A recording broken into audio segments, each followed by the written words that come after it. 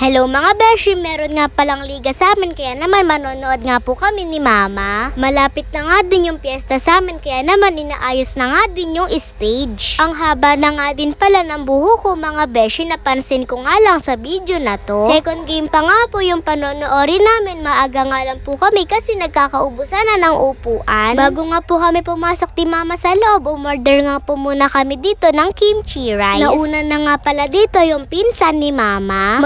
Sunudan nga lang po kami, pinag-reserve na nga lang po niya kami ng bangko. 3 araw na nga po kami napupuyat ni Mama kakapanood ng basketball.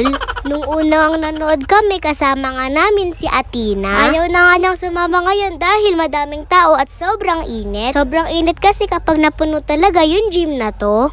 Pinapatay din po kasi yung 2 electric pan na malaki sa itaas dahil tinatangay nga daw po yung bola. Habang hindi pa nga po nagsisimula yung first game, bumili nga po muna ako dito ng merienda. Kumakain din ba kayo ng fried isaw mga beshi? Shoutout nga po dito kila ate sa pinagbilan ko ng hotdog. Mamaya pa nga po namin kakainin ni Mama yung binili naming kimchi rice. Dahil gagabihin na naman nga po kami sa pag-uwi. Mamaya po kasi puno na dito, pati nga po yung daanan, mahirap nga po lumabas. Ang maglalaro nga po ng first game sila Vice Gob Alex Castro. Bale exhibition nga po nila yon mga beshi. Ang kalaban nga nila ay tropang 40. Maya-maya lang dumating na nga po sila Vice Gob. Talaga naman napaka-pogi mga beshi. Ang dami nga po nagpa-picture sa kanya at isa na nga din po ako doon. Nakakatuwa nga dahil hinawakan pa nga po niya yung pisngi ko. Nakyutan siguro dahil mataba mga beshi.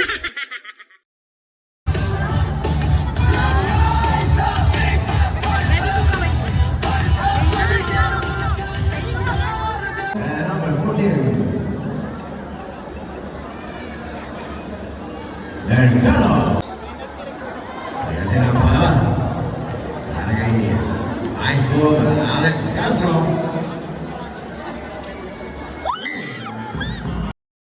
Pagkatapos nga po ng game nila, talaga namang umuulan ng bola. Kaya dito nagtayuan nga yung mga tao. Ang dami nga pong bola na pinamigay ni Vice Gob. Thank you po.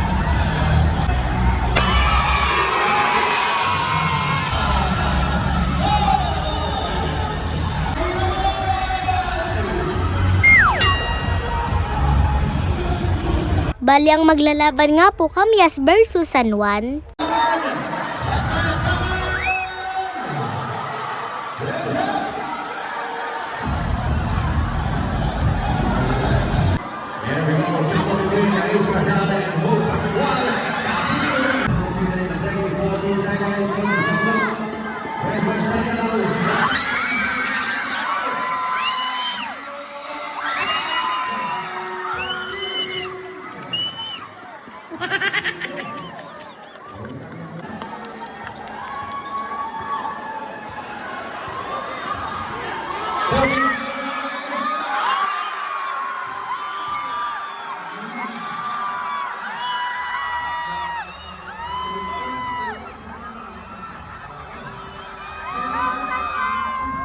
Besto nga po yung laban ngayon, bali nakadalawang panalo na nga po yung Kamyas. Kaya naman sila nga yung nag-champion mga beshi. Congratulations po Team Kamyas.